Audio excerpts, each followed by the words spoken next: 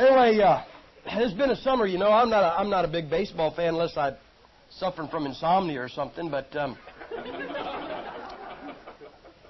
this year, Mark McGuire and Sammy Sosa, I guess, both of them busted Roger Maris's record, and I think that's that's commendable. I mean, it's no small feat. It's amazing they both did it the same year.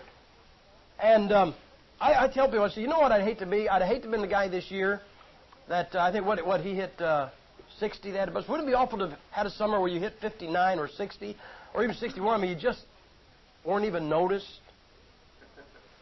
And I'll tell you what I noticed, though, this is no reflection on those two guys, but I noticed a few times when I saw those guys at bat that it was like they either hit a home run or they struck out. I mean, a lot of times, man, they came to bat and walked back to the dugout, and it was over, you know. And I thought about that, and I thought it'd be nice to be prominent. It would be very, very nice to be prominent. I think of the Bible. I think of the patriarchs. I think of the apostles. Some rather prominent people, you know. We mentioned names of Abraham, Moses, things like that, and they're very prominent.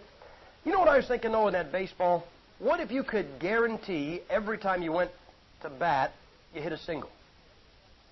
I mean, if you were guaranteed single, I'd have to make you a pretty valuable player. I mean, if you could bank on a guy, you say, well, he never hits a double. Yeah, but he never strikes out. I mean, a guy that always is going to get on base, that is commendable. Now, that's low rank. You know, I don't think they have a record for singles hit in a season. You know, they don't have a record for anything like that. Well, you know what I was thinking about, like I said, the disciples and the friends of the Lord, and I was trying to figure out where I could fit in. I'd kind of like to be on the team, and I'm in no position to be a star player. I understand that. So I looked at some things, and I want you to turn, if you will, to John chapter 12. It's always nice to be reading the Bible and find some place where you might be able to fit in. And in John chapter 12, it says this in verse 26, if any man serve me. You know, a servant, it says, well, if any man serve me, let him follow me, and where I am, there shall also my servant be. If any man serve me, him will my Father honor. Let's bow our heads, let's talk to God. Father, I am glad I'm saved tonight, and God, I am glad that I'm still saved tonight. God, I'm happy for these people here that, Lord, everyone that is saved, that, God, they haven't had to worry about their salvation. They haven't had to worry about you taking it back. I thank you, God, for your goodness, for your great grace toward us. Thank you, Lord, that we could be in church. I ask you now, Lord, please be in this service. Speak to the hearts of each individual that is here, and let your will be done in each life. In Jesus Christ's name we pray. Amen. Well, he said that. He said, if any man serve me, let him follow me. And where I am, there shall also my servant be. You know, a servant is the low man of totem pole. That is the bottom line. It's the guy that takes out the garbage and mows the grass and plants the crops and takes care of the horse. And you know, I was thinking, you know, that's not very popular. It's also, you know, we got a generation that doesn't want to serve. You got a bunch of folks out there, they don't want jobs, they want positions. You know, if they can't have an opportunity to be the executive vice president inside of 6 months of working at a place, they don't want the job. And I want to tell you what I did. I looked at the Bible, and I looked at some people that God said they were my servant. See, I know that I can't rank with those home run hitters. Those guys, you know, that knock it over the fence. Those guys, you read in this Bible, those Samsons and that Samuel that was in the Bible, or those great men. But I'll tell you what I did. I just went to see who was a servant. And I figured if I could get in there, maybe you're here tonight, you say, well, I'm not real skillful. You can't play a musical instrument. You can't sing. At least you haven't discovered it yet. But everybody 3 rows in front of you knows. But I wonder if somebody would want to be a servant tonight if they could see who they'd be with. I want you to go to Genesis chapter 26. Genesis chapter 26.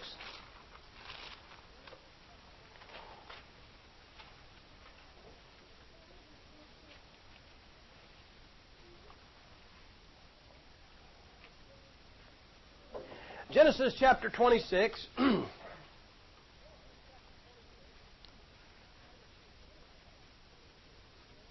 Bible says this, verse 24, the Lord appeared unto him the same night and said, I am the God of Abraham, thy father, fear not, for I am with thee, and will bless thee and multiply thy seed for my servant Abraham's sake.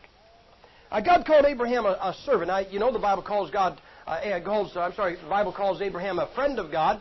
There weren't a lot of friends of God, but Abraham was also qualified as a servant of God. So if you were going to be a servant tonight, you would be in with him. You say, well, what did he do? Well, I'll tell you what he did. If you think about this, we often say that, Abraham was the first Jew. He really wasn't the first Jew. Now, he was the father of the nation of Israel. He is the lineage. But you need to remember something, that Abraham was raised a pagan. He came out of paganism. How many of you came out of... I came out of Roman Catholicism. That'll do. Okay?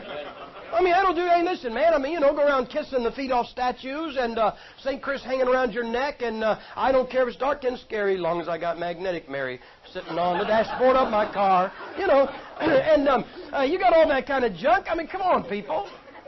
If that ain't pagan, it'll sure work. You got to have bones in the altar. Now, how many of you came out of some sort of heathenism or paganism? Let me see your hands. Well, you know what this guy did? He established a nation for God. He was born a pagan, but he died God's man. He died worshiping the proper God. I was born worshiping the wrong God, even though they had thrown the name Jesus Christ on him, but I recognized that he was not the Jesus of the Bible. Because I found out that as I studied that the heathen, all the gods of the heathen are angry. You always check out any of the paganism, check out any heathenism, and everybody's got a god that is ready to blow the volcano or bring down the rain or bring up the flood or crack holes in the earth and swallow you up. And it's kind of like when I was a Roman Catholic, they told me that Jesus was so mad at me I couldn't talk to him. He wouldn't listen. I had to go through his mother. Mm-hmm. Yeah. The most amazing thing about our God is our God literally is a God of love. Our God is an understanding God, a compassionate God. He is a God that we can go into him and we can go boldly into his throne. Isn't that true? You know what? I was born, and I wasn't born a Catholic. You ever hear that? Oh, you was born a Catholic, called born Catholic. Now, if somebody ever says that to you, here's what you answer. Say, you were not born a Catholic. You were born a baby. Now, that's true. That's true. Tell them, say, you were born a baby. You were made a Catholic against your will shortly after you were born. Now, isn't that true? Amen. They baptized a bunch of us. Now, look, everybody talks to babies. You get some baby in here, everybody goes goo-goo and da-da. There's nothing wrong with that. But don't try to carry on a serious conversation. Could you imagine, if somebody brings this, here's our baby, he's a month old, and you look over and say, oh, you think Clinton's going to get impeached? Hey, could I borrow $5? Well, is that no more crazy than standing up this person, you couldn't even stand the kid up, somebody holding this baby in front of the whole church and saying, will you be a loyal member of this church? Well, what do you know what that baby? You might have filled your drawers when they asked you that question. They had some other guy stand in and say that you were going to be a good, loyal Catholic. Come on, man. That's like somebody pulling a $40,000 Lincoln Town Car into your driveway tomorrow and telling them you own $40,000 and you say, well, I didn't say I wanted it. And somebody else said, well, I said you wanted it, so you got to pay. So tell them, say, you were born a baby, you were made a Catholic against your will, and now you have the opportunity to escape.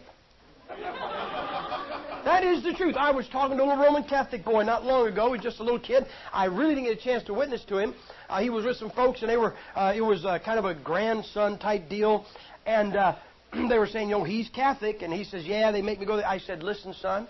I said, I was right where you were. And I said, I want you to know the day will come you'll be able to escape. I want to plant that thought in his mind. I said, you can escape the Catholic Church. I escaped. When I was 20 years old, I made a break for it. You know, near as I can tell, every Gipp that was born went to hell. Now, I have one that I'm sure did not. I had a sister who was the firstborn in our family. She lived 5 hours and died, and she did not go to hell. She did not go to limbo either. But before I got saved, man, listen, I mean, every one of them, my kinfolk go both sides back to Romania. And one side of my family is Romanian Orthodox, the other side of the family is Romanian Catholic. They don't even partition those two in hell. I mean, it's just they drop them all in the same area, you know. So, but you know what Abraham did? He came out of paganism, and he raised a family for God. You know, there's something to raising a family for God. You parents, you know, especially you guys that got saved, you're first-generation Christian, you better make sure these kids stay straight.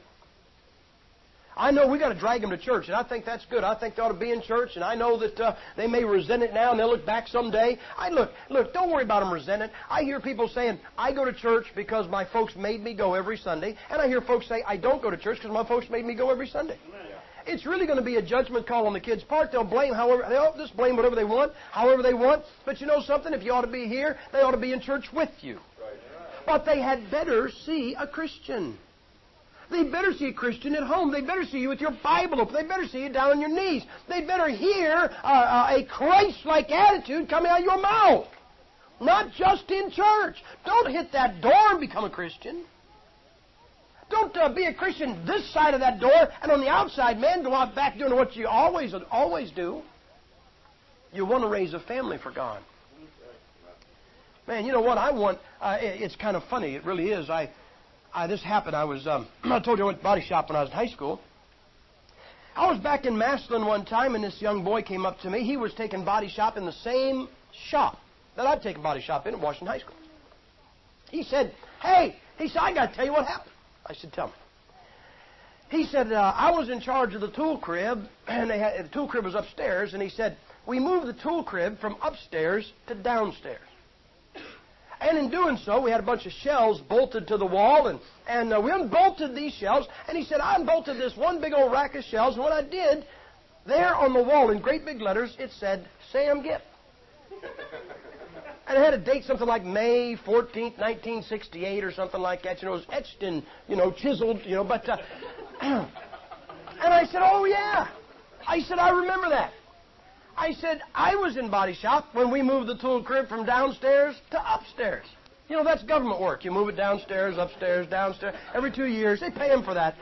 And so I said, I remember when we moved it up there, I said, I was all alone in that tool crib, and I said, those shelves had to get bolted to the wall, and I thought I'd leave something there for posterity. And so there was my name was on the wall of the shop tool crib. My name was on the jail wall. It really was. That jail is now gone. They tore that down and built a new one. And honest, I've not seen the inside of the new one. But by the time I was 14... By the time I was 14, I already had my name on the wall of a jail in Massillon. Can I tell you something crazy? You can go to Massillon now. You won't find my name on that high school wall. You won't find my name on the jail cell wall. But if you go to the library, you'll find my name on that wall. Because they got my books. That's kind of a crazy thing, isn't it? I mean, going from the jail to the library. They have my books on the library shelf in my hometown. You say, what happened? Not a pagan anymore. Not a pagan. I've raised my boys to the best of my ability to live for the Lord Jesus Christ. You know what? I want to die with the name Gipp associated with the gospel, with living for the Lord Jesus Christ. I want that. That's what happened with Abraham. Hey, man, look, when you say Abraham, his kids weren't pagan. His kids were not like him. They did not go back to paganism. You young people, won't you go back down? Don't you get this stuff in your head, someday I'm going to be big enough to walk out of this place and leave it behind, and I'm going to go live like I want to. Hey, won't you drag that name back into mud that your folks drug it out of?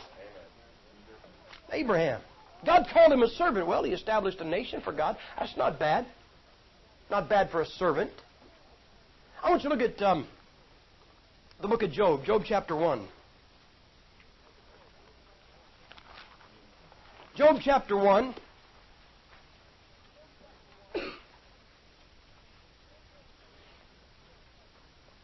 Job chapter 1, it says this. Now you know the story of Job, and you know that he was a great man.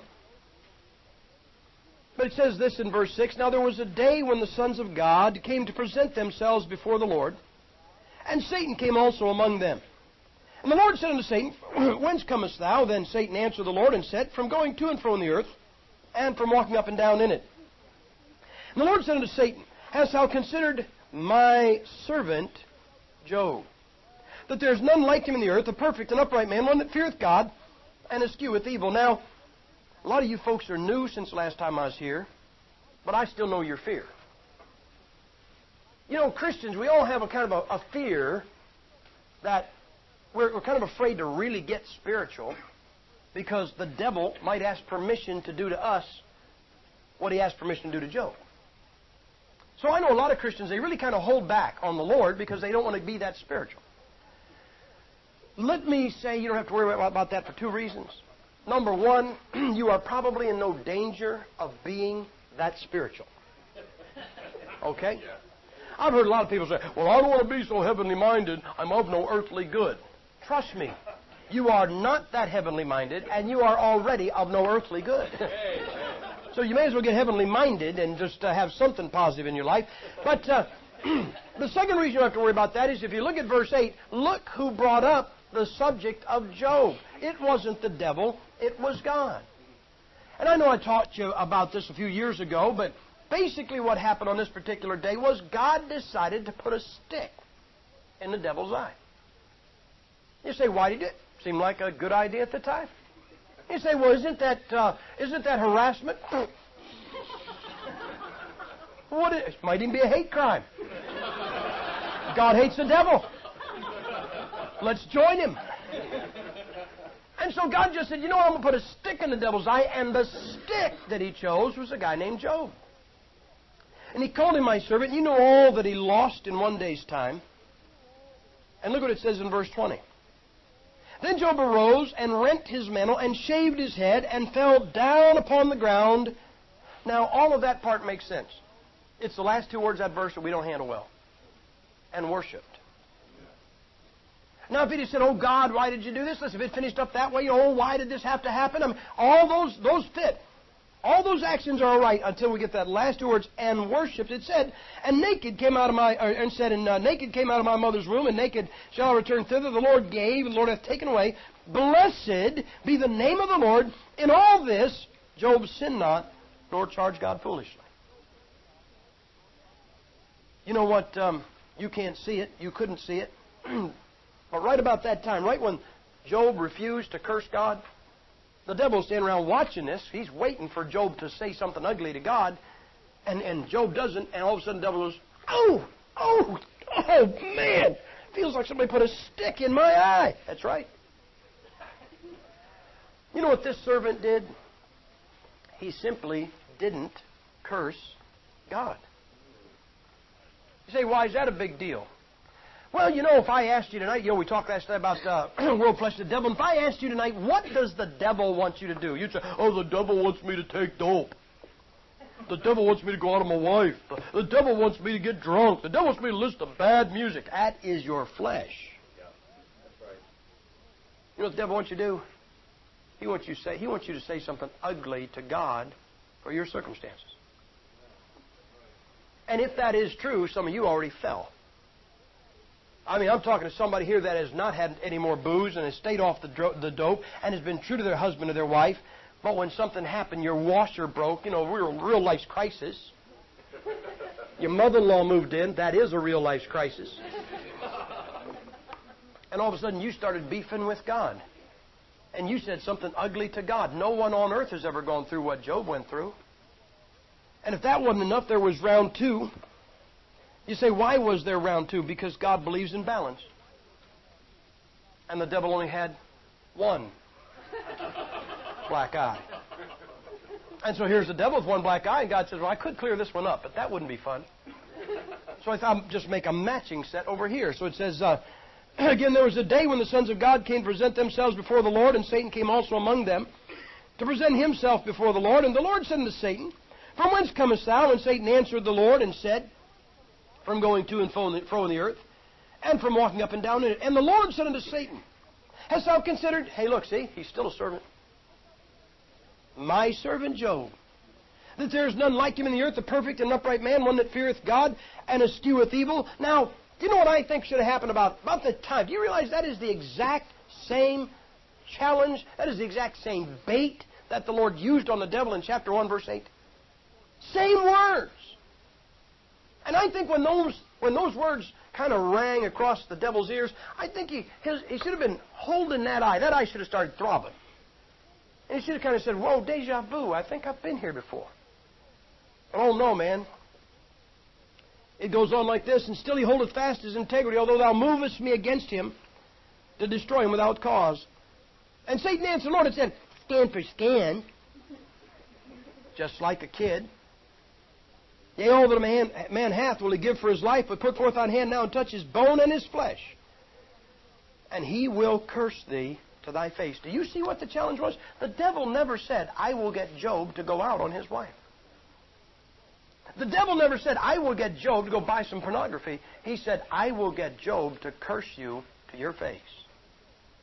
And he must, see, you know why Job didn't do this? You know why the devil failed? It's real easy. Job wasn't a Baptist. I mean, if God was looking for a stick to put in the devil's eye today, he wouldn't dare check out a Bible-believing Baptist church. Why, we just start getting bad mileage on our car and we start cursing God. The battery goes dead on our cell phone in the middle of a phone call, we start cursing God. You know those major life crises. But this guy was smitten from the top of his head to the bottom of his feet with boils. I think boils should be issued at least one per lifetime.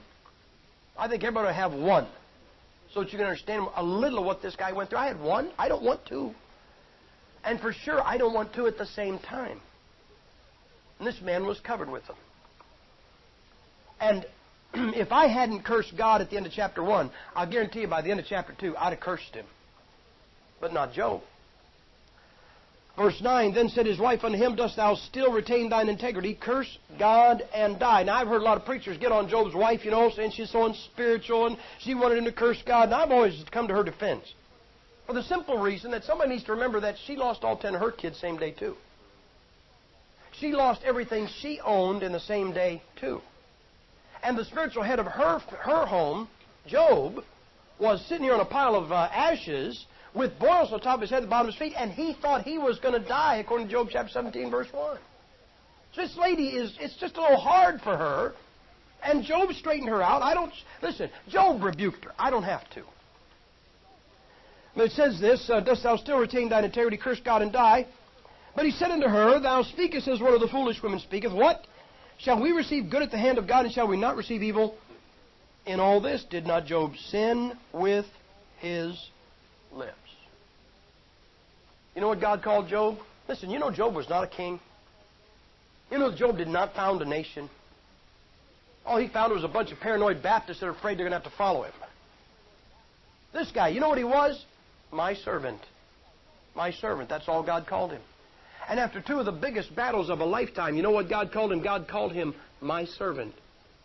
You say, well, what could I do as a servant? You could try not cursing God when things don't go your way. And that's what life's all about. Life is all about things not going our way. And I'll show you, Job's 3 Baptist buddies show up, and they work him over real good, and they tell him how he was out of the will of God, and it was God doing it for this, and God doing it for that. You say, why do you say 3 Baptist buddies? Because all you got to do is have something like that happen in your life, and the devil won't have to send anybody by to say it was God. There'll be enough brethren who will line up to say it. Now, I want you to know something about God. God is not a co-signer of the United Nations Charter. By that I mean that when God sees two people fighting, He does not believe in stopping a fight. You will not find God stopping a fight. You know what you find God doing? Having somebody win and somebody lose. Because if you want peace, somebody needs to lose. That brings peace. You know, the United Nations was founded in 1945, and between 1945 and 1985, 40 years, do you know what we had in this world? This was an organization to keep peace, stop war, and in those 40 years, we had over 400 wars. That's 10 per year. What a record of peace. Oh, yeah. And right now, you know what they're saying in Bosnia? They're saying, we'll have peace or we'll kill you. That's the United Nations. They have never brought peace. You say, why? Because they always stop the fight before somebody wins. Yep. What they need to do is let two sides... Hey, do you know why there's no peace in the Middle East today? Because every time Israel's about to whip the Arabs, in comes the United Nations and stopped them. Stopped them in 67, stopped them in 73, stopped them in 82. That's why there's no peace. Nobody lost. Yep. And I told you these three guys were Baptists. You know how I know they were Baptists? Because when they couldn't win the argument with Job, rather than admit they were wrong, they left. Now, if that ain't a good Baptist tradition, nothing is. You know, there's a rule to the pastor. I always tell pastors, I said, there's a rule to the pastor, and that is this. The pastor always loses. And really, if you can get that down, it really makes pastoring a lot less emotional turmoil on you. See, here's how it is. If I'm a member of this church and I have a disagreement with my pastor, if I'm wrong, or if I'm right, I'm going to get mad and leave the church and badmouth him. But if I'm wrong, I'm going to leave the church and badmouth him. See, he always loses. And so here these three guys, they left. And you know what was wrong here? Nobody won. Job hadn't won. They hadn't won. They're going home. You know what they're saying, don't you? On the way home, can't you imagine what they're talking about? Oh, man, I'm sure worried about what's going to happen to Job now. I mean, look at all God had to do to Job, and he hasn't learned his lesson yet. Well, we'll be hearing the rest. See, they figure that they were right.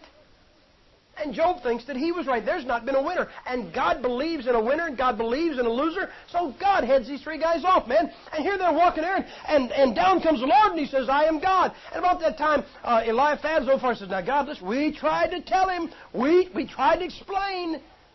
Watch this. Verse 7. And I want you to notice how many times God says, my servant Job. And it was so that after Job chapter 42.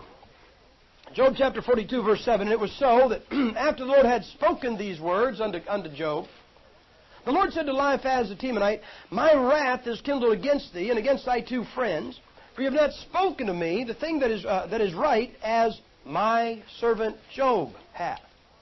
Therefore take unto you now 7 bullocks and 7 rams, and go to my servant Job, and offer up for yourselves a burnt offering, and my servant Job shall pray for you. For him will I accept, lest I deal with you after your folly, and that you have not spoken to me the thing which is right, like my servant Job.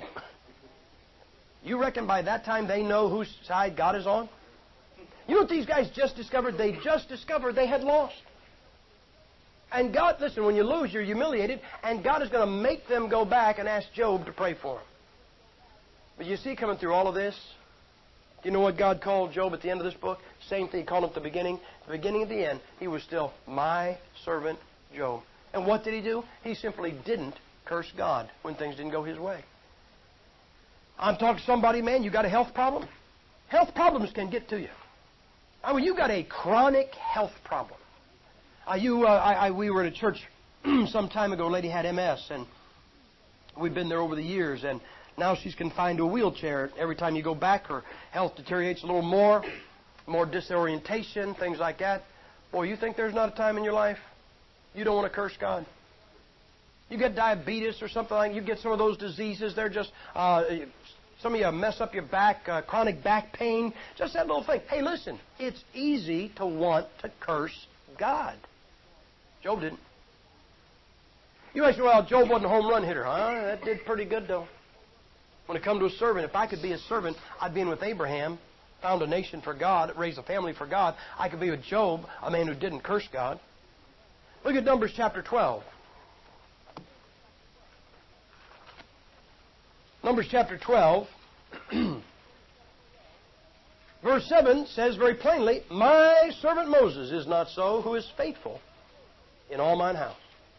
You know, I looked at Moses and I said, what did Moses do for God as a servant? You know what Moses did? Sometimes we overlook this. Well, he led the children of Israel out of Egypt. You know, he had that contest. No, I'm going to tell you what Moses did. He gave up his life. You know what he was? He was a shepherd. So, well, that's not much of a job. He'd been doing it for 40 years. Hadn't he? So, well, yeah, but he only had a flock in the backside of the desert. Low pressure. That is a low-pressure area, pal. I mean, you don't hear many shepherds dying of hypertension, heart attack. You know, it's, hey, you hear that Y2K, and they're out there in the hill going, yeah, could happen. Well, what are you going to do? Well, I think I better move them to the other pasture about a week earlier. I'm a shepherd, man. They're not too worried. Hey, you know what, this guy, listen. Think about, I've often thought that the life of Moses is one of the saddest stories in the Bible. When the guy was 40 years old, he knew what God wanted him to do, and he was ready to do it. He was ready to lead Israel out of Egypt. He was so ready, he was ready to kill to prove it. Killed him an Egyptian, buried him in the sand. But God wasn't ready for him. Now, 40 years later, he's 80. Would anybody like to start a new career at 80? Think about this. How would you like to start a new career at age 80? Because now at 80, you know what he is sure of? He is sure of one thing. I'm not the man for the job. 40 years earlier, he was ready. You know what he's been doing? 40 years, looking at the backside of the desert. 40 years. Do you understand that? He has been back there 40 years, and all of a sudden God says, go lead him. You know, Moses gave up that life. You think he even said it. I'm not the man for the job. I can't even speak. I can't do the job. Why don't you just leave me here with my sheep? He gave up his life. He gave up the life that he knew. You know what he did the next 40 years? Diapers. You never saw a group of people in your life like the Jews in the wilderness. The last 40 years of Moses' life, you say, well, those are the most famous. They're probably the most miserable. If I did not believe in eternal security, I would, after watching Israel in the desert. You know, Israel has a knack. Almost every time they have a decision to make, they make the wrong one. Those guys, they ought to run for Congress. Well, you know, I've had people say, well, Congress is so stupid. Every time they come to vote, they vote for the wrong thing. That's not stupidity. Do you know if you were absolutely bone stupid, I'm talking absolutely dumb, and you had a decision to make, and the decision was yes or no, and you had 100 decisions in a year's time, do you know that you got a 50-50 chance of doing the right thing by accident? Isn't that right? That's how I know Congress is not stupid. Or they'd have done something right by accident. And they always do something wrong. Well, you can't be wrong all the time in stupidity. It's got to be planned. Now, Israel was different. Man, here's Israel. And they said, yeah, we're getting out of Egypt, getting out of Egypt. And next thing you know, Pharaoh holds back the straw from bricks, and they look at Moses and say, hey, man, you're making our job kind of tough here. You know, we were doing fine when you were back here with your sheep. Why don't you let us alone? And then it's rah-rah Moses, you know, and in come the plagues, and out of Egypt they go. And they come up the Red Sea and go, oh, great, kill us here by the Red Sea. Here comes Pharaoh's army. You bring us to the sea. What are we going to do, walk on water? Nobody has ever walked on water yet. And so he gets them across. They're dancing. They're seeing the Egyptians float up on the shore. They said, this stuff is great. They go over to a place. The water's bitter. They go, oh, wonderful. No water. He brings us across the Red Sea. We're on the desert, and we got bitter water. He takes care of the water. They said, we don't have any bread. He gives them bread. We're tired of the bread. I mean, every time they had a decision. Do you know what Moses did for the last 40 years of his life? I'm telling you, he did diapers. He had a whining bunch of people. They griped and complained and murmured so bad that God killed them by the thousands. for complaining, for murmuring. But you know what Moses did? He was a servant of God, and he gave up a life. You know, I don't know many pastors that if they had, now, mind you, had God not dealt with them for rebelling, but had they stayed in business, whatever business they were doing, that they were doing when God called them, if they'd have just ignored the call of God and kept on going the way they were in the business they were doing, they wouldn't have a nicer house, making more money, with a lot less headaches. That's a fact. I don't even know what your pastor was doing when the Lord called him, but I'll bet you, again, not counting the judgment of God for ignoring his, not paying attention to his call, he'd probably be doing better, and he wouldn't have all you guys. And folks, nothing personal, but you wouldn't believe what sheep can do. You know what he did? He gave up a life. You know, this guy, he was a servant. He gave up a life. When I got saved, I was doing body work. I loved doing body work. I always liked doing body work. I used to, I worked in a one-man or two-man shop, just me and my boss. He owned the place. Got saved.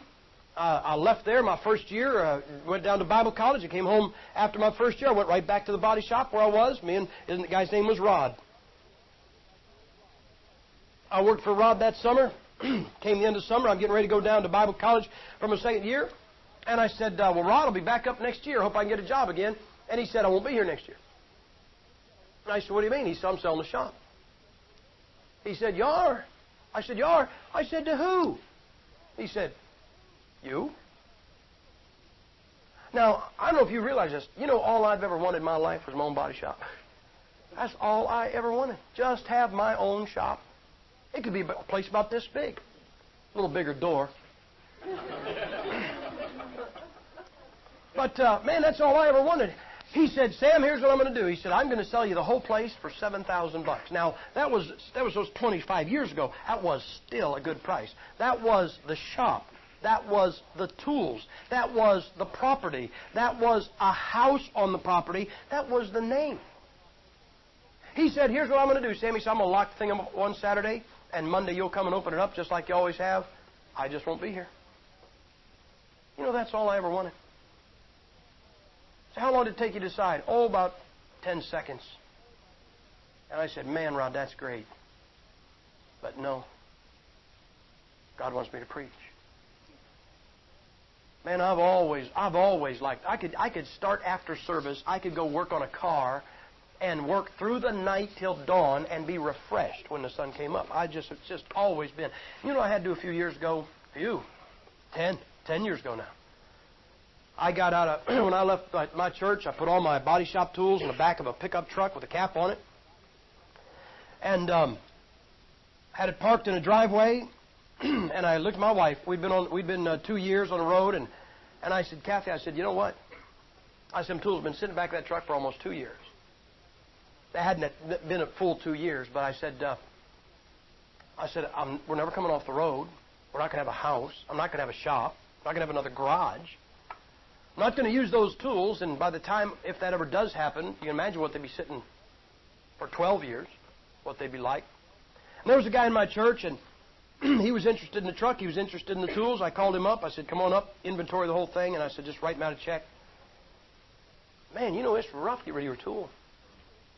I'm talking compressor, Walker floor jack, oxacetylene set buzz box, wrenches and grinders and the whole 9 yards. It all went. I don't regret any of it. Now, it's hard to get rid of them tools. But I'd rather be doing what I'm doing right now than body work. I'd rather be doing this than anything. I'd rather be doing this than eating. That's how much I like this. People, what I'm saying is this. You know what Moses did? He gave up a life. And I hear men. God deals with them. First off, I hear a stupid preacher get up and tell a man this. Now, you might be called to preach, but you better count the cost. Why? Why would you count the cost of obeying God? I want you to know that if God calls you to preach, man, that is a real blessing on your part. And I don't regret. There's nothing that I gave up that could. If I had it back, I wouldn't be happy. Man, to be a servant of the Lord, and all you had to do is give up a life. That's what Moses did. You talk about sad. I told a sad story in the Bible. At age 40, he was ready to go. God wasn't ready. At age 80, he said, I'm not the man for the job. Now God's ready. 40 years later, the third segment, he still don't get in the promised land. I've always wanted to go over there and go to the top of Mount Nebo just to see what it looked like. Just to think what must have been the last thought through Moses' head as he looked out there and said, man, I left the whole flock on the backside of the desert, put up with these guys for 40 years to get there, and I'm not even going to get there. But I'll bet if we could talk to him, he don't regret it. He don't regret it. Look at Numbers chapter 14.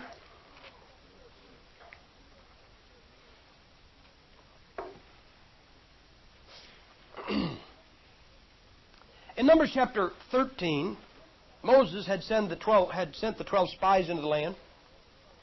And you know the story. They came back. 10 of them said that, it's a good land, it's a great place, but there's giants there and we can't whip them. They got black helicopters and, death rays and concentration camps and, just generally the same stuff that we hear all the time.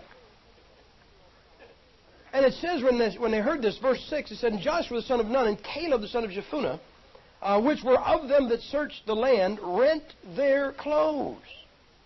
Joshua and Caleb said, whoa, guys, listen, yeah, that's right, there's giants over there, but man, we can do this because God is with us.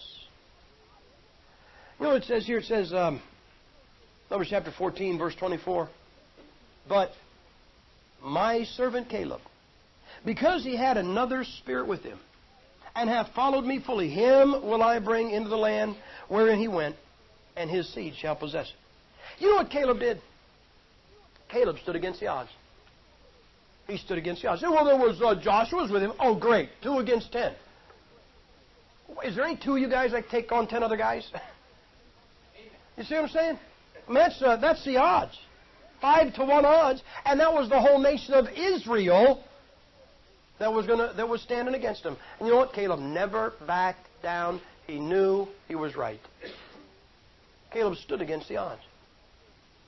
You know, you're right. You're right about the book. You're right about salvation. Do you ever take a stand for it? You ever take a stand? You ever take a stand out there in the world? Do you ever upset anybody? You think some of these guys didn't want Caleb dead? I'd like to kill him myself. Yeah, and the guy that said that died, and Caleb got in the promised land. Those 10 servants, those 10 spies were dead before the chapter was over. What I'm telling you is sometimes, we get this thing. I think Lester Roloff was a great man. But he got in this fight with the state of Texas. And the next thing you know, he sends out letters, and brethren, they're going to come and close down my place, and let's all stand here. You come down here, we'll all lock arms, and we'll keep the chef. And I don't know if you ever saw it. They did it. They did that. I mean, down there, man, in Corpus Christi, they all stood there like this, a bunch of preachers were all the way around the property. They'd ring the property, and they stood there like this. And that was one of the worst things that ever happened to Christianity. Because ever since then, you have no idea how many men long for that kind of glory. I don't know of anybody other than Lester Roloff that had kids' homes at that time, and since then, everybody's got them. I mean, everybody has them. And most of those guys, I had a guy in my church when I was pastoring. He came to my church and he said, I'm going to Idaho to start a kids' home, and I know I'm going to have trouble with the state. Hey, he didn't care about the kids. He wanted to have trouble with the state. He wanted to send out a bunch of letters. He wanted to have all those great men of God ringing his property home and all, take a stand for God. Sometimes you take a stand for God all by yourself. That thing has got to the point where we just think that we're going to go slap the IRS in the mouth. We're going to take on the building inspector, the fire chief, the whatever it is, the zoning commission. We're just going to knock them all on the head. And then when they come, I'll just send out a letter, and all the guys will show up right here, and they'll all show up. They're all going to come pretty soon. We better get the sandwiches made because they're going to be here. Oh, those guys don't even care. That's what, they don't care about the cause of Christ. Hey, look, if you're right, take a stand. Don't worry about anybody locking arm in arm. You say, well, what if they kill me? Then you die. Isn't that true? Amen. That's not profound, but it's true. You know, in 1984, I had Alberto Rivera in my church. Now, here's what happened. There was a fellow in a neighboring city, a pastor. He said, I'm having Alberto Rivera in. Would you like to have him in? I said, sure. And so he talked to two other pastors, so four of us had him. This guy had him, then I had him. Then this other guy had him, and then the last guy, and then he left. Well, Alberto Rivera was a very controversial person, if you didn't know.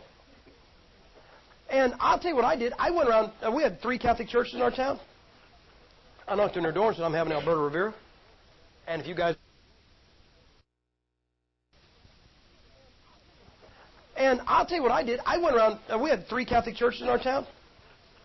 I knocked on their door and said, I'm having Alberto Rivera. And if you guys want to have anything to say, come on. I wasn't challenging. I said, if you guys got a complaint, come on, I'm willing to hear what you got to say. And none of them showed up for some reason. You say, well, wasn't it dangerous having the Catholics find out Rivera? No. What's dangerous is having the press find out. And this guy that originally called him, he had him in, and the press didn't find out. And I had him in, and the press didn't find out. And the third guy had him in, and right about the time he's finishing up at his church, the press found out. And this fourth guy, whoa, I mean, the hounds of hell hounded him for the 4 days he had Alberto Rivera. He had reporters with their cameras flashing through the windows and standing up here. I mean, there were full-page newspaper, front page articles about this guy, hate monger, having this Alberto Rivera in. You say, did he get mad? No. The first guy did. Because that's what he'd wanted. That's why he had him in. And he got in and out before they found out. Well, this third guy ended up leaving his church. So the 3 of us one day were having breakfast. It was the first guy, me, and the guy who had really just gotten through by, they really put the heat on him. And he's a good man. This guy was a good man, took the stand right through it all. So we're sitting around breakfast. Man number 1 says, we need to have Alberto Rivera in our churches. And I said, we just did. I didn't know if he had noticed. Maybe he was gone that weekend, water skiing or something for God. I don't know. I said, we just had Alberto Rivera in our churches. Well, we need to have him back. I said, why? Well, we need to show them they can't stop us. They can't stop us from having Alberto Rivera. I said, we just showed him that. Didn't we? Nobody stopped us. Well, this guy really got ranting and raving because he just wanted to have Alberto Rivera back in so he could get his name in a paper.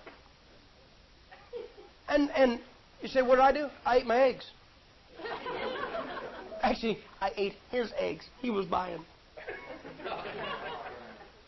And he finally got frustrated because me and this other guy, and honest, I wasn't afraid of it. I would have had Alberto Rivera in if the newspapers were waiting at the driveway. Now, I wouldn't have called them to start the fight, but if they were, it just was one of those things. And he's getting really frustrated because he's trying to beat a drum and nobody's following. And he said, well, I just get kind of tired of charging the hill and nobody following me. And I said, well, I get tired of charging the hill and getting shot for an idiot. And somewhere in the conversation, he identified who I meant. And he finally said, well, what would you do if you were me? And I said, if I were you, I'd go home and I'd mow my grass. I said, if I was going to worry about this, I'd do it mowing the grass so that my time was not wasted. Now, you know what he should have done? I'll tell you what he should have done. He should have called Alberto Rivera and said, come to my church. Why didn't he do that? Because he didn't want to stand alone. Caleb stood alone. Hey, if he was right, I personally don't think look, I did not have Rivera in to cause a problem to the community or be obnoxious to the press. I didn't have him in for that reason. I had him in for what he could do for my church. This guy didn't want him in for that reason. He wanted him in so he'd have some kind of a crisis, so he'd have all the preachers in the state come and lock arms and arms. If you're right, stand up, speak up. If it comes to that, die. Caleb stood against the odds. What do you care if anybody joins you? Well, they let me down. So what? Look who let him down. Those other guys, man, they just spent time there. Those other 10 guys let him down. They stood against him. All of Israel rose against him. Did you ever stop and think about this? In that chapter right there, him and Joshua, only 2 guys over 20 going to make it in the Promised Land. The only 2 guys. And this guy gets in the Promised Land, and he's 85. And he goes to Joshua, and he says, you know, Josh, I sure want that mountain. You know, God said He'd give me some land. Josh says, Caleb, go take it. I mean, he got what he was after. But he had to stand alone. You know, if you knew you had to stand alone, you might not want to take a stand on so many stupid causes. Really and truly. I mean, you may not want to make an issue out of some of the stuff that you want to make an issue out of. If you didn't think that your pastor and the deacons and every man in the church was going to line the sidewalks with you. Look, if you're right, take the stand. If you're not right, shut your mouth. But if you're right and everybody else backs down, what did you care if you were right? Or did you just want to have the group there? Yeah, we showed them, didn't we? Huh? Caleb took a stand against the odds. Here's the amazing thing. Look at Jeremiah chapter 25. Jeremiah chapter 25.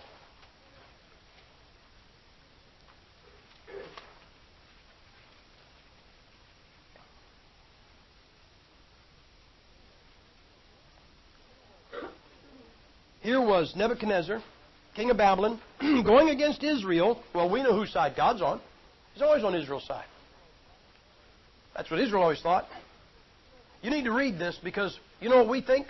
Well, I'm going to go against the state. I'm going to go against the government. And God's always going to be on my side. Not if you're not right. And Israel was not right with God. And look what God called Nebuchadnezzar, verse 9. Behold, I will send and take all the families of the north, saith the Lord, and Nebuchadnezzar the king of Babylon, my servant. And will bring them against this land, and against the inhabitants thereof, and against all these nations round about, and will utterly destroy them, and make them an astonishment, and an hissing, and perpetual blessings. Chapter 27. Jeremiah chapter 27, verse 6. And now have I given all these lands into the hand of Nebuchadnezzar, the king of Babylon, my servant. The beasts of the fields have I given him also to serve him. God called Nebuchadnezzar his servant. Do you know what Nebuchadnezzar did? Nebuchadnezzar conquered Israel, and I don't like to be real graphic about it because I think it's kind of gross, but those Babylonian soldiers would go out there and they'd pick up a brand newborn baby by the ankles and walk over to a stone wall and dash its brains out against the wall. Mothers, how'd you like to see that happen? And know it was the servant of God doing it. Women with child, the Bible says, were ripped up. I think those are horrifying things. But we can't live with our head in a hole in the ground either. You know what Nebuchadnezzar did as God's servant? He used his power for God. And you know what? I can't even tell you he did wrong. He did right. He did what God said He wanted him to do. Now, when I talk about that, man, I know a bunch of the brethren would like to be that kind of a servant. Man, there's a bunch of the brethren, I really think that when they stand up in front of the Lord, their claim to fame is how much blood they've left behind them. How many churches they have split, how many preachers they've run out of town, how many brethren they have separated. Man, I talk to some guys, I mean, it's like, they meet you and they want to say, okay, let's figure out why we can't fellowship. That's what happens. I talked to a guy one time. He took a church, and he said, I took this church, this town. He said, I was there about a week, maybe two. He said, the phone rang at the church. I answered the phone, and this guy said, Pastor so-and-so? I said, yep. He said, I'm Pastor so-and-so. I pastor the other Baptist church in town. And he said, I just want to call and welcome you to our town and let you know that I'm just glad to have you here and that we be, to be serving the Lord in the same town with you. Oh, isn't that nice? He said, well, thank you. That's very nice. He said, yeah. He said, I just want to welcome you to our community. It's a good little town. And he said, while I had you on the phone, I also wanted to ask you a few questions to see what you believe, to see if we're going to be able to fellowship. Does anybody know where this is going? This guy said in 45 minutes, this man was screaming over the phone that I was a heretic and said he was going to preach against me that very Sunday. Well, now, wait a minute. Wasn't that what he called him for? You better believe it. You know, I learned another spiritual lesson before I got saved. It was back in 1969. You know what I noticed? If you were around then, some of you men, 69 is like 1869, but 1968, 1969, there's a lot of rioting going on in this country. And I saw the evening news one time, and this bunch of hippies had just burnt this Bank of America building. You know, the nation has made a bad turn. When you set a building on fire, and instead of getting arrested, you get interviewed. And they interviewed this hippie that had burnt this place down. And they said, how come you burnt this building down? And here's what he said. He said this like it made good sense. He said, we're going to build a new country, but we've got to burn the old one down first. You know what I learned? I learned then and there, any hippie can burn a building. Yeah. Question. You ever seen a building that a hippie built?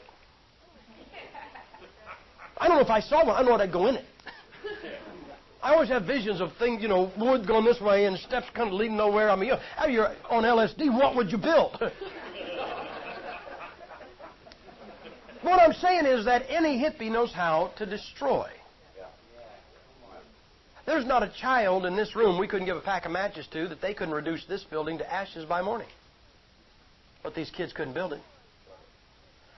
You know what I see? I see that the brethren think that the more blood they can draw, the more damage they can do. That's this great thing for God. How many notches you've got in your Bible? How many? Some of these guys are going to come to the throne of God with blood dripping off down there, run down their hands and off their elbows. And the Lord says, "Did you love me? Did I love you, man? I love you. Better believe I love you. Look at that. I split that church right there. Did I love you, man? I kept them two preachers, man. They used to be friends. After I got done, they weren't. Did I love you? I ran that guy out of town. Man, look at all the death. Look at all the blood back there." I hear all these preachers talk about, I want power, I want power. I know this is going to sound crazy. I've never prayed for power. I just pray that God will bless the service. What do I have to have power for? So don't you want the Holy Spirit's power on your message? Well, yeah, but I figure if I'm saying the right thing, it'll be there. I mean, look, if he didn't like what I'm going to say, what am I doing asking him to bless it? And if he does, he'll say amen loud enough, you'll hear it. And I used to say that I never really wanted power. I hear all these guys about, I want power over men, I want power. But you know what? I was reading the Bible one day and I found power. I found some power I'd like, and I asked for it. Look at 2 Corinthians chapter 13.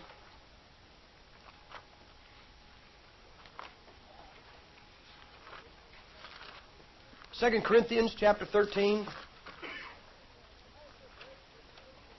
And Paul said this, verse 10, he said, "Therefore I write these things, being absent, lest being present, I should use sharpness according to the power which the Lord hath given me to edification and not to destruction." I thought power to edification, that'd be a good one, wouldn't it? I would like, you know what I would like? I would like you all to be edified by the time this meeting is over. Because the Bible teaches me that if you are edified, He will be glorified.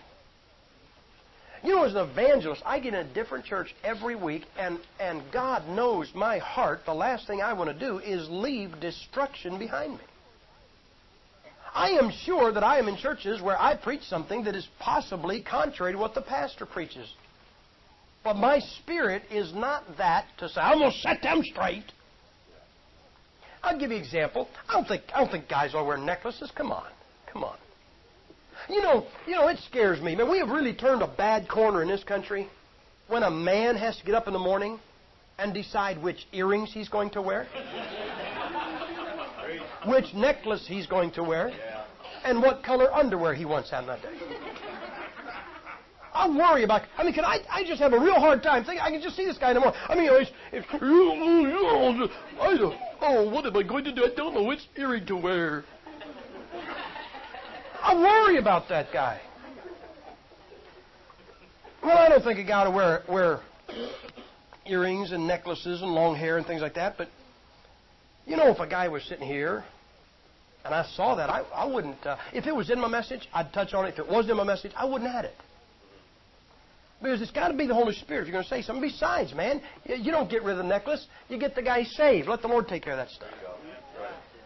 And I was in a church, and the pastor was having a meeting. The pastor said, do you know Brother So-and-so mentioned an evangelist? I knew him. I said, yeah, I know him. He said, I had him in for a meeting. I said, oh, good, how'd it go? He said, never had him back. I said, well, what happened? He said, it was of all things a body man. He said, I was working on this body man, lost man. He said, I've been working for 2.5 years to get that guy to come to my church. And he said, after 2.5 years of working on this guy, I got him to come to church to this guy's meeting.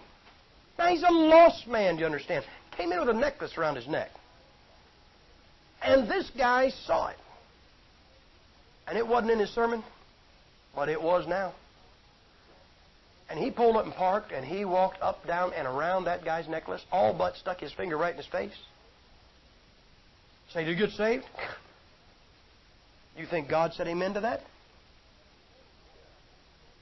And as the man was walking out, pastor stand at the door. How would you like to be somebody who worked for 2.5 years, get a guy in church? And as he stopped, as he come past the pastor, the guy stopped, and he looked at him, and he said, now that was bull, and walked out.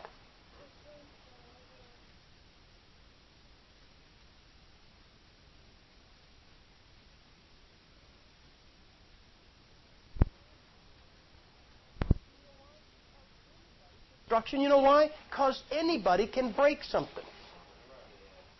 Anybody, listen, it doesn't take skill. Drop a cup. You see what I'm saying? It doesn't take skill. It doesn't take ability. The easiest thing in the world is to destroy. What about building? What about finding somebody ready to give up and being there to help them? What about helping somebody when their health is bad and they have a hard time, they got to make it through, and you being there to see to it that they get through it? Let me ask you something, people. I don't want to know who's out of the service of God because of you, because of your great service for God and your great love for Him. I want to know who would be out and is still in because of you. I want to know somebody that would stand up tonight and say, you know what? I was going to quit. And that guy right there came over my house and knew how I felt and said, I'm here to be with you and we'll get you through this, and I'm here today. I want some woman to stand up and say, man, I couldn't take any more. And she called me, and I was having a bad day. She brought supper over, cleaned up my house, and we stayed together, and she encouraged me, and I'm serving the Lord today. That's power to edification. You want power? Anybody can pull the pin on a hand grenade and throw it in a room. But we don't call that redecorating. We call it destruction. Let's look at 2 Samuel chapter 3. 2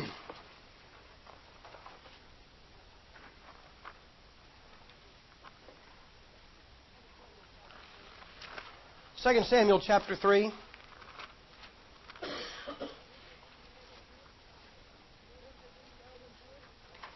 Verse 18, now then do it. For the Lord hath spoken of David, saying, by the hand of my servant David, I will save my people Israel out of the hand of the Philistines and out of the hand of all mine enemies. You know what God called? God called David His servant. You know what the Bible describes David as? He's the only man that ever got this title. A man after God's own heart. Everybody in this room has been after somebody's heart at one time or another. Some of you guys, you were in the 3rd grade and you discovered girls. Man, you gave that girl your best shooter. You gave her your best baseball card. She just didn't appreciate it. She didn't fall in love with you. She did not understand the value of some of this stuff. But you were after her heart. And you were going to do anything you could to win it. And some of you ladies, I don't know what ladies do to win a guy's heart. Cook. I don't know what you do. Shave. I don't know what you do. But you know what David was? Listen, David thought, what could I do to make God happy? What could I do to please God? What could I do to bless Him? That was David's goals in life. Listen, you know how much this guy was after God's own heart? Back in 1 Samuel chapter 30, he's over there with the Philistines. They're about to go out to fight Israel. And the Philistines take one look at David and they say, wait a minute, hold it. We're going to go into battle with Israel. This guy's going to be in our rear. How do you know he's not going to hit us from behind? Which I personally think that's exactly what David was going to do. David was not going to raise a sword against Israel, against Saul. I think he's going to wait till the heat of the battle, and he's going to come in and wipe them Philistines up. And they said, get this guy out of here. So they send him home. 1 Samuel chapter 30. He goes home and finds out Ziklag's where he lived. He finds out, well, he's been gone. The Amalekites have come down, and they've wiped the place out and stolen his family. You're saying, he went after him. No, he didn't. He got down on his knees and asked God if it was His will that he go after him. I don't believe there's a man here that if you came home and found out somebody kidnapped your wife, you wouldn't be on your way after them. And if you didn't have a gun, you'd have one by sundown. And this guy didn't. He got down on his knees and said, God, if this is what you want, I'm going to accept it. Should I go after him? He asked. Say, why? Man after God's own heart. Man after God's own heart, he was thirsty one day. He said, oh, man, this stuff's really rotten. He said, this water's really poor. He said, I wish I had some of that water. Oh, that good spring water down at that well there by Jerusalem. Right there by the gate. And 3 of his mighty men broke through the ranks at the expense, it could have been of their life. And they brought him that water. And that guy said, man, this great water. And he says, hey, you guys, this looks a little different than what you gave me the other day. Where'd you get this from? They said, Dave, that's that stuff you wanted. We got that, man. We fought our way through them Philistines. We got that water. We fought our way back.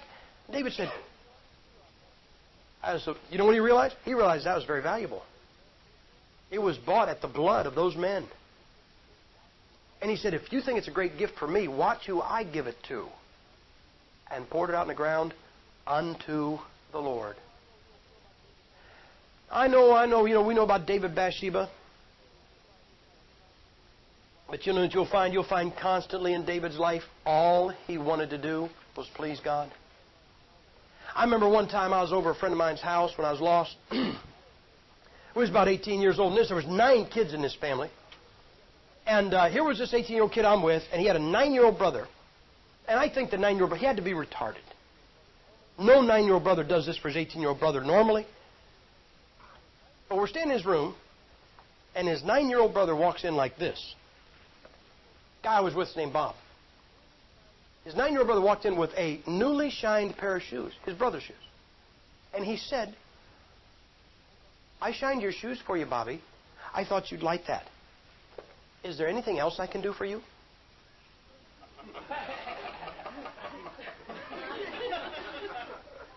Is that kid weird?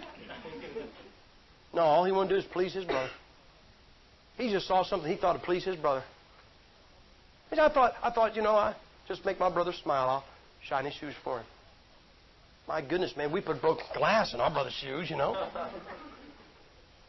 Would you ever think of looking at anything and saying, I wonder if I did this, it'd make God happy? I wonder if I didn't do that, it would make God happy. You know what I really believe, people? I really believe that there's probably not a person here who doesn't know something you could do or stop doing, and you know it would make God happy. But you haven't. You know why? Not a man after God's own heart. You don't care. This guy cared. He was a servant.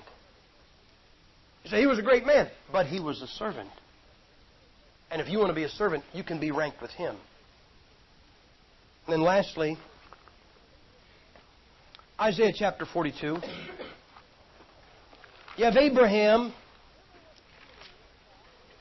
Everybody wants to be in an elite crowd, but Abraham raised a nation for God. Job didn't curse God and die. Moses gave up a life. Caleb stood against the odds. Nebuchadnezzar used his power for God. David was a man after God's own heart. And if that is not enough to make you want to be part of him, try this one. Isaiah chapter 42, verse 1. Behold, my servant, whom I uphold, mine elect, in whom my soul delighteth. I've put my spirit upon him. He shall bring forth judgment to the Gentiles. He shall not cry, nor lift up, nor cause his voice to be heard in the street. A bruised reed shall he not break, and the smoking flax shall he not quench. He shall bring forth judgment unto truth. Who's that about? See, we always say, well, he was the Son of God. Yes, he was. He was the Creator. Yes, he was. He was the atonement. Yes, he was. Yes, he was. He was all those things. He's the Alpha. He's the Omega. Listen, I mean, you've seen those charts where they had every name. I don't know if they have it on there or not. You know, all those, he was this, he's that, he's Lord, he's the I am. You know what he was? He was a servant. Well, you've got to be a servant to be willing to let somebody rip the beard off your face. You've got to be a servant to let somebody whip you when you haven't done wrong. You've got to be a servant when you're willing to forget your will, not my will, but thine be done, and go and be nailed to a cross for somebody like you and me. That is a servant. Now, I might be talking to somebody tonight. You're just not a home run hitter. Join the club. But if you're going to join the club, why don't you join this one? Why don't you say, okay, God, look, I guess I'm not going to be the home run hitter. Could I sit on the bench? I'll be end guard and tackle. I'll sit on the end of the bench, guard the water bucket, and tackle anybody that comes near it. You know when those teams go to the Super Bowl, you know who gets the ring? Everybody on the team. Even if they didn't play. They just had to be there. They just had to be ready. Can you be a servant? Servant, man. You know that? This guy sweeps the floor. Look, if you can't be a servant, what could you be? You could imitate a dead body beyond that. Because other than that, there's nothing lower. Servant is the guy that takes out the garbage. Servant is the guy that changes the light bulbs. Servant is the guy that's nondescript.